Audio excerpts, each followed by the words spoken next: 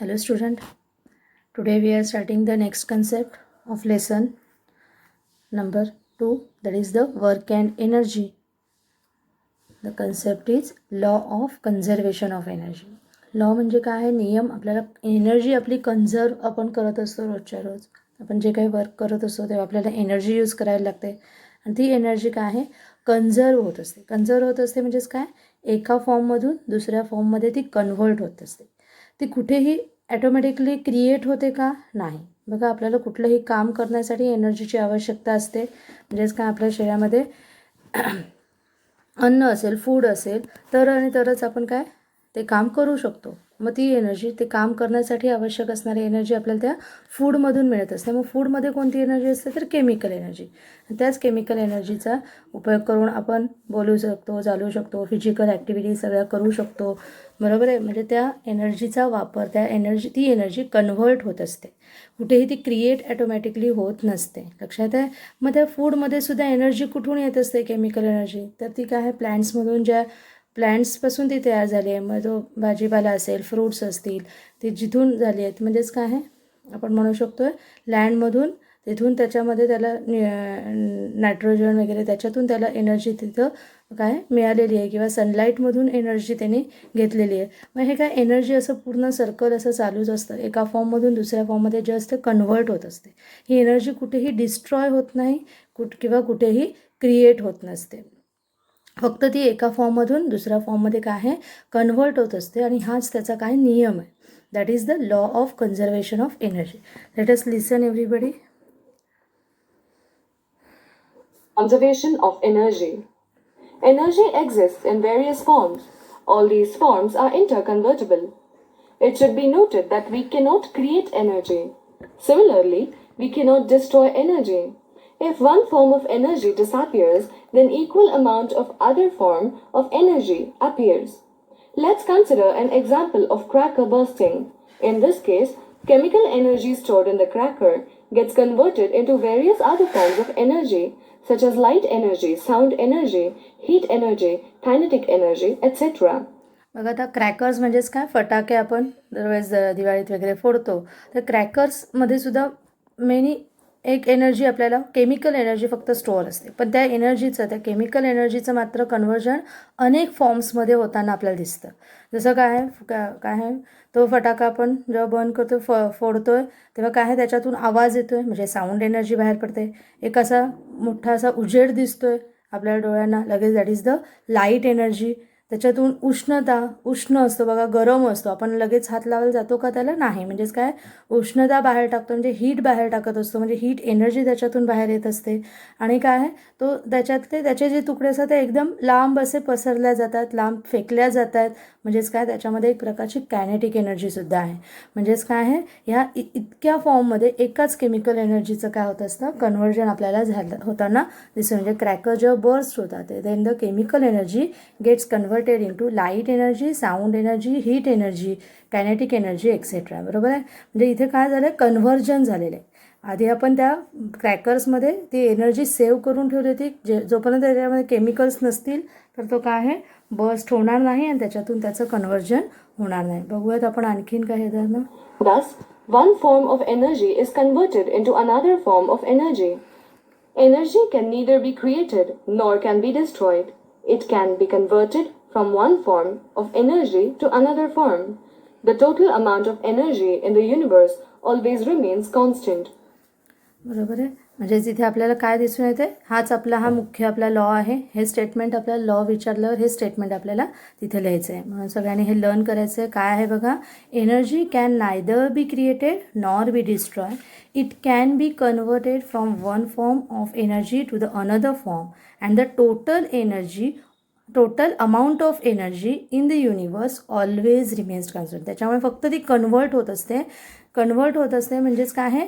Energy जी काय आहे कुठेही डिस्ट्रॉय होत नाही, क्रिएट होत नाही. म्हणजे टोटल एनर्जी सुरुवातीपासून जी आहे ती युनिवर्समध्ये, अख्ख्या जगामध्ये आपण म्हणू शकतो आहे ऑलवेज रिमेन्स कॉन्स्टंट. ती नेहमी कॉन्स्टंटच राहणार आहे. आपण म्हणतो कधी कधी आपली एनर्जी संपली आहे असं आपण म्हणतो, थकतो आपण, कधी थकवा येतो. म्हणजे काय संपली आहे? आपल्या शरीरातलं फक्त फूड आपलं आपल्याला त्याची गरज आहे, फूडची गरज आहे, कारण त्यामधूनच आपल्याला एनर्जी मिळत असते. म्हणजे आपल्याला आता अन्नाची गरज आहे, फूड इनटेक करण्याची गरज आहे. म्हणजे एनर्जी ही कधी संपत नाही. आपण त्याचं कन्व्हर्जन केलं, आधी जे फूड आपण इनटेक केलं होतं त्याचं कन्व्हर्जन आपण वेगवेगळ्या फिजिकल ॲक्टिव्हिटीमध्ये करत असताना ते काय आहे त्याचं कन्व्हर्जन केलेलं आहे. त्याच्यामुळे ती संपलेली असं आपण म्हणू शकत नाही, डिस्ट्रॉय कधीही ती होत नाही, आपण कन्व्हर्ट केलेली आहे.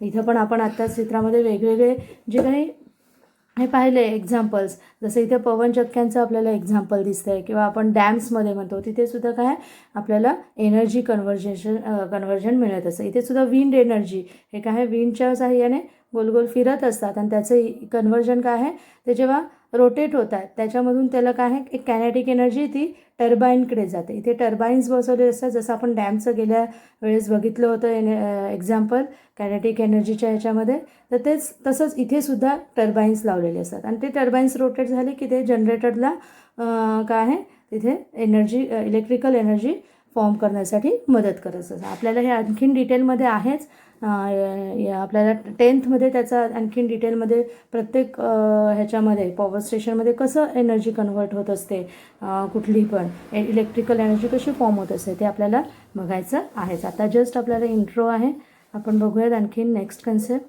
Freely falling body. Let's now consider conversion of one form of energy into another form in case freely falling body. Let's बघा आता फ्रीली फॉलिंग बॉडी ही कन्सेप्ट आपण बघतो. फ्रीली म्हणजेच काय आहे, अगदी सहजपणे एखादी बॉडी फॉल होत असेल, पडत असेल. अगदी बेस्ट एक्झाम्पल म्हणायचं असेल तर काय आहे, आपण झाडावरचं फळ किंवा पान हे काय आहे, आपण काही वेळेस आपण एक मजा म्हणून आपण तोडून काय ते दगड मारून त्याला फळाला खाली पाडत असतो, पण बऱ्याच वेळेस काय आहे ते स्वतःच जेव्हा पूर्णपणे पिकतं असं आपण म्हणू शकतो आहे तेव्हा ते काय आहे खाली पडत असतं. किंवा पानंसुद्धा काय आहे काही वाऱ्यामुळे म्हणा ते खाली आपोआपच पडत असतं. म्हणजे त्यालाच काय म्हणा फ्रीली फॉलिंग, त्याला कुठल्याही प्रकारचं काय आहे तिथं वाऱ्यामुळे पडणं तरी पण वाऱ्यामधून त्याला एनर्जी मिळाली असं आपण म्हणू शकतो. पण इथं फ्रीली फॉलिंग जेव्हा एखादं फळ पूर्ण पिकतं आहे तेव्हा ते ऑटोमॅटिकली खाली पडतं आहे. फुलंसुद्धा बघा बऱ्याच वेळेस पूर्ण फुलली की काही आपण प्राजक्तासारखी फुलं वगैरे म्हटली तर ती खाली लगेच पडतात, बऱ्याच काळ ती तिथं राहत नाही. म्हणजेच काय त्यांचं तिथला जो भाग आहे तो पूर्णपणे कन्व्हर्ट त्याची एनर्जी झालेली असते. मग त्या बॉडीमध्ये त्याच्यामध्ये कोणताही फोर्स नसतो.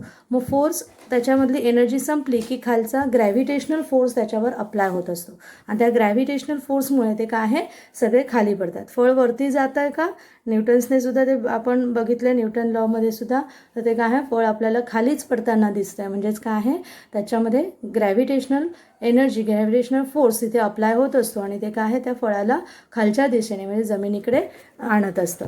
मग असंच आपण एक एक्झाम्पल बघणार का बरं की ह्याच्यामध्ये आपल्याला वेगवेगळ्या एनर्जी ज्या दोन प्रकारच्या एनर्जी आपण जास्तीत जास्त इथे पाहणार आहोत. म्हणजेच कोणत्या आहे कायनेटिक एनर्जी आणि potential. This both the forms of the mechanical energy. हे मेकॅनिकल एनर्जीचे पण दोन्ही फॉर्म आहेत, ते कसे इंटर कन्व्हर्टिबल होत आहेत त्यासाठी आपल्याला इथे हे एक्झाम्पल आपण पाहणार आहोत. बघा आता सगळ्यांचं लक्ष इकडे हवं आहे. consider conversion of one form of energy into another form in case of a freely falling body.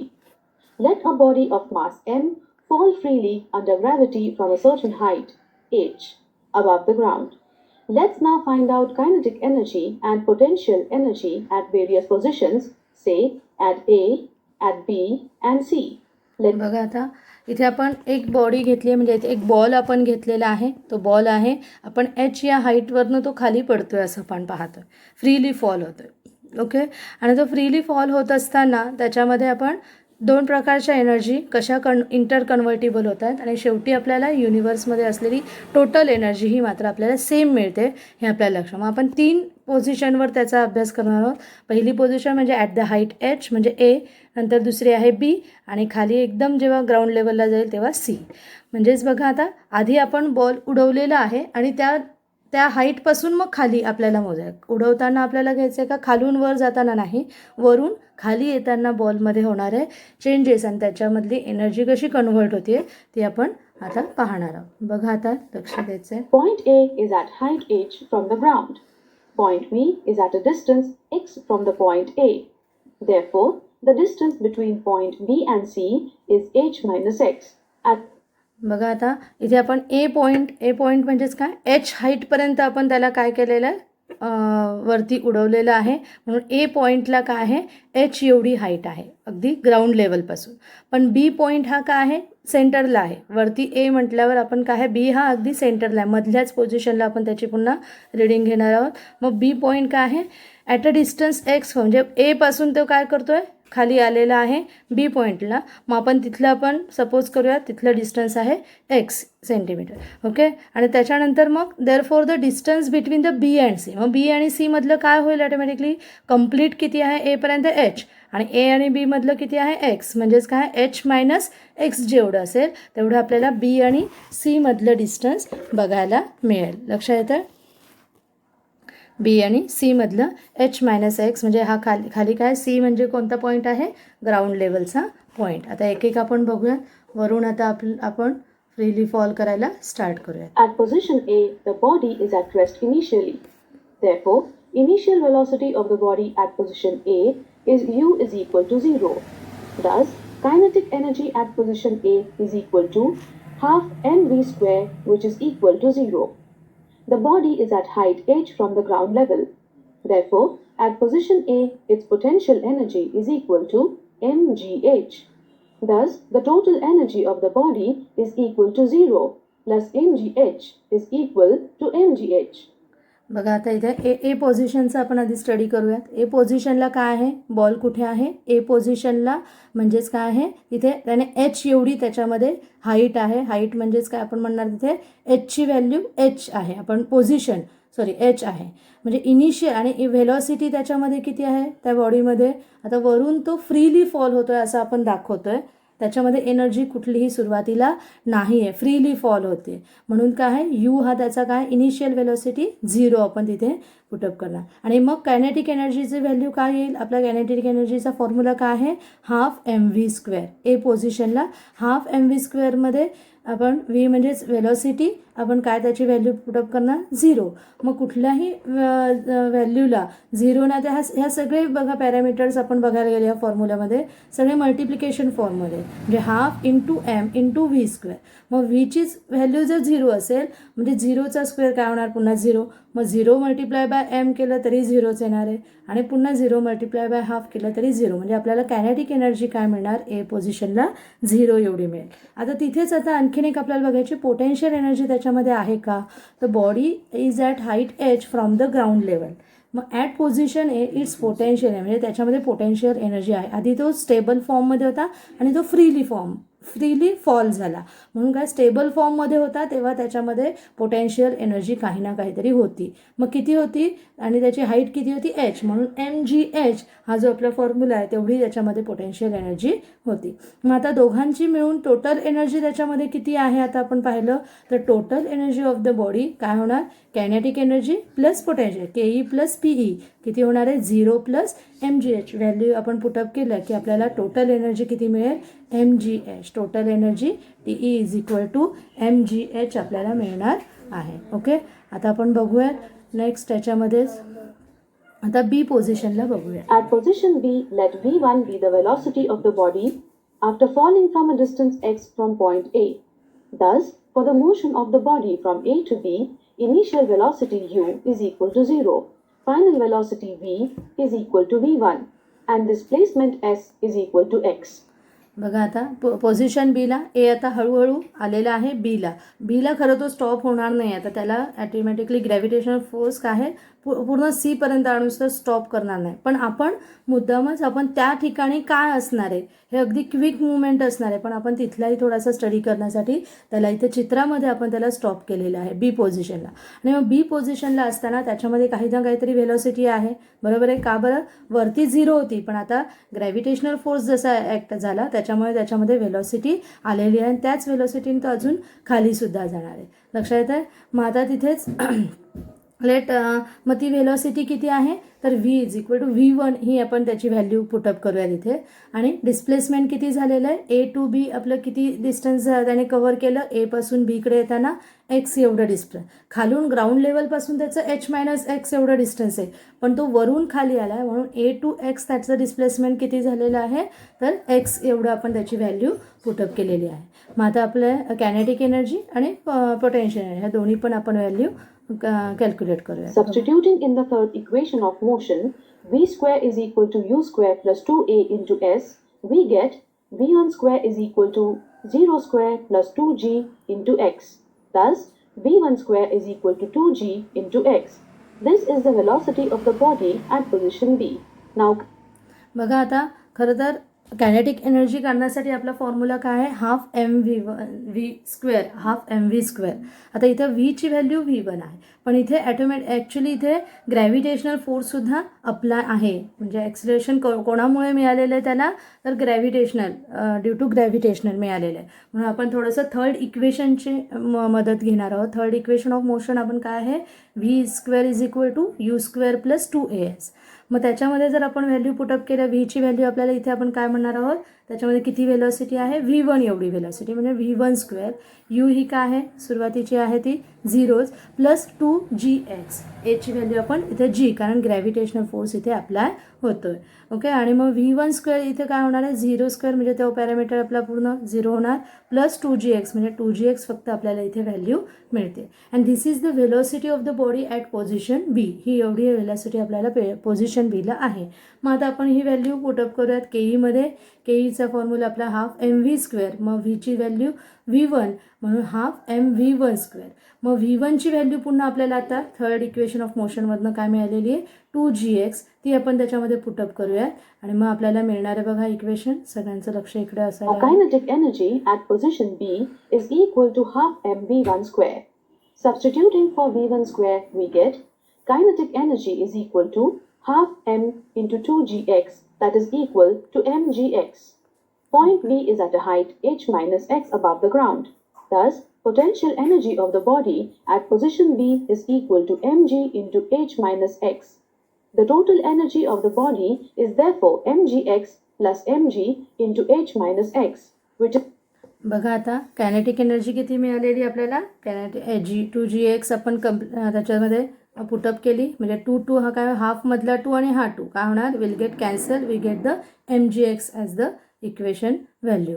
तर मग point B is at height H बरोबर आहे हाईट एच मिळाला. आता पोटेन्शियल एनर्जी किती आहे हे काढण्यासाठी आपल्याला खालून तो ग्राउंड लेवलपासून किती हाईटवर आहे ही व्हॅल्यू आपल्याला तिथे त्याच्यामध्ये पुटअप करावी लागते. मग तो काय आहे एच मायनस एक्स एवढा आहे. कायनेटिक एनर्जी करत असताना वरून खालीची बघायची असते आणि पोटेन्शियल एनर्जी करताना तो ग्राउंड लेवलपासून किती आहे तेवढी त्याच्यामध्ये पोटेन्शियल एनर्जी स्टोअर असते.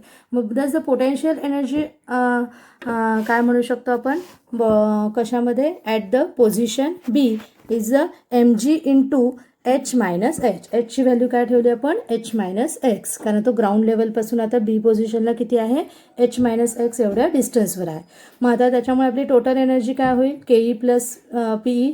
केईची व्हॅल्यू आहे mgx आणि पीईची व्हॅल्यू काय झालेली आहे mg in bracket H minus X. mgने आता आतमध्ये आपण एच मायनस एक्सला मल्टिप्लाय करून घेतलं तर काय मिळेल आपल्याला mgh पुन्हा मायनस आलं plus minus minus then mgx.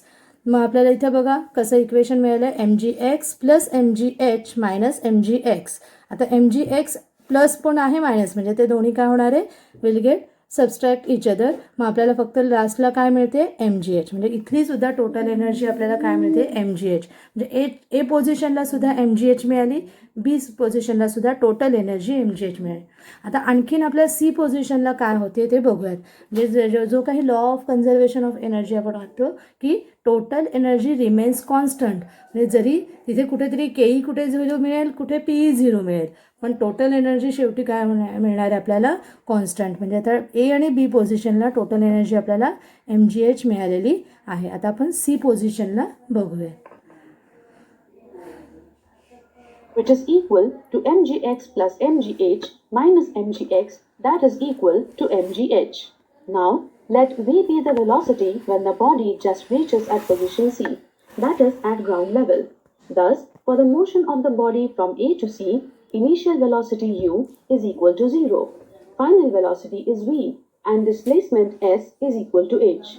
Okay, बघा आता काय काय आपल्याला सी पोझिशनला काय काय मिळालेलं आहे. इनिशियल व्हेलोसिटी आपली ही ए पासूनची होती ती 0च आहे, पण फायनल व्हेलोसिटी आता काय मिळणार आहे, व्ही व्हॅल्यू ठेवणार. आपण मगाशी बी पोझिशनला V1 ही आपण पुटअप केलं होतं, आता आपण व्ही म्हणूयात. ओके, आता डिस्प्लेसमेंट, कारण आता ग्राउंड लेवलच्या खाली अजून काय जाणार म्हणजे तिथंच स्टॉप होणार म्हणून आपण व्ही ठेवली. डिस्प्लेसमेंट किती झालं आहे, वरून खाली ए पासून काय आहे डायरेक्ट आपल्याला सीपर्यंत घ्यायचं आहे, म्हणजे डिस्प्लेसमेंट एच घ्यायचं आहे. आता बीपासून घ्यायचं आहे का नाही, एपासून, कारण त्याची इनिशियल व्हेलॉसिटी आपण 0 म्हणजे ए पोझिशनला जी व्हेलॉसिटी आहे ती आपण गृहीत धरणार आहोत. म्हणून काय आहे आपल्याला डिस्प्लेसमेंट एच आपण एवढं तिथं झालेलं सी पोझिशनला बघतोय. आता आपण त्या व्हॅल्यू सबस्टिट्यूट करूया. Substituting in the third equation of motion, v square is equal to u square plus 2a into s, we get v square is equal to 0 square plus 2g into h. Thus, v square is equal to 2g into h. This बघा आता म्हणजे इथे काय मिळेल, इथे पण आपण third equation का बरं पुन्हा तिथे जीच अप्लाय होतोय म्हणजे ग्रॅव्हिटेशनल फोर्सेस अप्लाय होतोय, म्हणून काय आहे अगदी आपण आता ए पासून त्याला लागू करतोय, म्हणून त्याच्यामध्ये एच एवढी हाईट आपण एसची व्हॅल्यू एच घेतली आहे आणि जी ही एची व्हॅल्यू आपण पुटअप करूया थर्ड इक्वेशन ऑफ मोशनमध्ये. मग थर्ड इक्वेशन ऑफ मोशनमध्ये आपण ठेवल्यानंतर काय मिळते, V square is equal to U म्हणजे इनिशियल व्हेलोसिटी, 0 स्क्वेअर म्हणजे 0च मिळतं, 2 इंटू जी आहे आणि एसची व्हॅल्यू एच. 0 स्क्वेअर ही हा पॅरामीटर आपल्याला ही टर्म कॅन्सल आउट होईल, म्हणजेच काय मिळेल, V square is equal to 2gh. मग आता ही व्हॅल्यू आपण केईमध्ये आपण पुटअप करूयात, म्हणजेच आपल्याला काय मिळतंय बघा. This is the velocity of the body at position C. Now the kinetic energy at position C is equal to half mv square. Substituting for v square, we get kinetic energy is equal to half m into 2gh, that is equal to mgh. Point C is at ground level. Therefore, height h is equal to 0. Thus, potential energy of the body at position C is equal to mgh is equal to 0.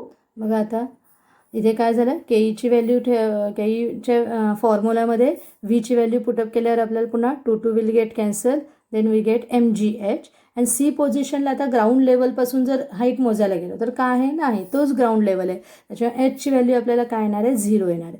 मग potential energy काय येईल, mgh हा आपला formula आहे, H 0 असल्यामुळे 0 multiply by mg आपल्याला काय मिळणार आहे, 0. दरफॉर पोटेन्शियल एनर्जी इथं किती मिळते आहे, 0. आता टोटल एनर्जी बघा, तुम्हाला अगदी तुम्ही मनातल्या मनात कॅल्क्युलेटसुद्धा केली असेल, काय केई प्लस पी काय होणार आहे पाहूयात आपण. The total energy of the body is therefore mgh plus 0, which is equal to mgh.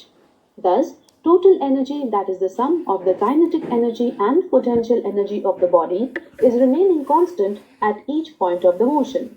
As the body comes towards the surface of the earth from a certain height, its potential energy decreases and kinetic energy increases. Thus, the potential energy gets converted into kinetic energy. बघा आता म्हणजे आपल्याला काय मिळाली, C पोझिशनला सुद्धा mgh, म्हणजे तिन्ही पॉईंटला आपण बघायला गेलं टोटल एनर्जी आपल्याला काय मिळाली आहे, रिमेन्स कॉन्स्टंट. देअरफॉर आपण म्हणू शकतो thus the total energy is the sum of the kinetic energy and potential energy of the body is remaining constant at each point of the motion. As the body comes towards the surface of the earth, कुठलीही body काय आहे जेव्हा surface of अर्थकडे येत असते, comes towards the from the certain height, its potential energy काय होत असते, आपल्याला सुरुवातीला काय मिळाली, पोटेन्शियल एनर्जी त्याच्यामध्ये काहीतरी स्टोअर होती, नंतर ती काय आहे थोडी कमी झाली आणि नंतर लास्टला पूर्ण 0 झाली, म्हणजे ती काय होत असते, डिक्रीज होत जाते. पण कायनेटिक एनर्जी सुरुवातीला 0 होती, नंतर त्याच्यामध्ये मोशन खाली जसं जसं जी त्याच्यावर अप्लाय झाला हळूहळू त्याची व्हॅल्यू त्याला काहीतरी मिळणार आणि लास्टला अगदी म्हणजेच काय ती इन्क्रीज होत असा. म्हणजे ह्या दोन्ही potential energy gets decreases and kinetic energy increases. मग हे का बरं होतं, कारण पोटेन्शियल एनर्जी ही काय होते कायनेटिक एनर्जीमध्ये कन्वर्ट झालेली आपल्याला दिसून असते. आधी त्याच्यामध्ये असलेली स्टोअर फॉर्ममध्ये असलेली एनर्जी कायनेटिक एनर्जीमध्ये कन्वर्ट होते. जसं आपण डॅम्पमध्ये सुद्धा पाणी काय साठवलेलं असतं, साठवून का ठेवायला लागतं, आणि त्याच्यामध्ये तिथं पोटेन्शियल एनर्जी फॉर्म होत असते आणि त्या पोटेन्शियल एनर्जीचाच वापर करून तिथं काय आहे आपल्याला इलेक्ट्रिकल एनर्जीला जे काही फोर्समध्ये पाणी लागतं, म्हणजे कायनेटिक एनर्जी जास्त असलेलं जे काही पाणी लागतं ते आपल्याला तिथे टर्बाईनकडे सोडता येतं आणि टर्बाईनच्या दिशेने ते पाणी फोर्सफुली गेलं की ऑटोमॅटिकली टर्बाईन काय होणार आहे, रोटेट होणार आणि त्याच्यामुळे ते जनरेटरमार्फत इलेक्ट्रिकल एनर्जी काय आहे फॉर्म करत असतं. म्हणजे काय आहे, this the potential energy gets converted into the kinetic energy. असं आपण एक्झाम्पल इथे बघितलेलं आहे. बघू आपण आता net. When the body strikes the ground, its entire potential energy gets converted into kinetic energy.